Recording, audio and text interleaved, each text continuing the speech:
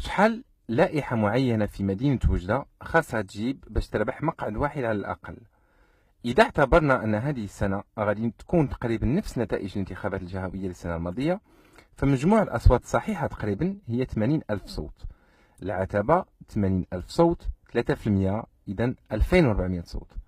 مجموع الأصوات الصحيحة اللوائح اللي غادي تعدل العتبة هي 72 ألف صوت. إذا باش تضمن لائحة معينة الفوز بمقعد واحد خاص تجيب 18 ألف صوت. سنة 2015 أكبر بقية كانت تقريبا 8000 صوت. نظرا لقوة تنافس هذه السنة كنتنبؤوا أن أكبر بقية غادي تجاوز 12 ألف صوت. إذا أخذنا بعين الاعتبار هذه الفرضية، خاص لائحة تجيب 12 ألف صوت باش تفوز بمقعد واحد.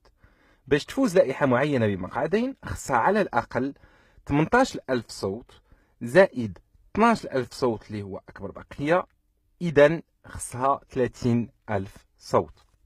وباش تفوز لائحة بثلاثة ديال المقاعد خاصها على الأقل 36 ألف صوت زائد 12 ألف صوت، خاصها 48 ألف صوت تقريبا.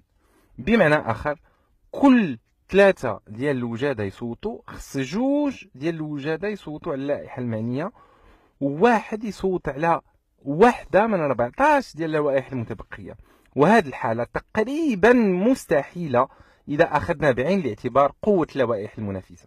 باش تفوز لائحة ب4 ديال المقاعد لازم تجيب 66 ألف صوت، أو تقريبا 80% من الأصوات. أي كل 10 ديال الوجادة يصوتوا 8 ديال الوجادة يصوتوا على هذا الحزب، وهذا أمر جد مستحيل.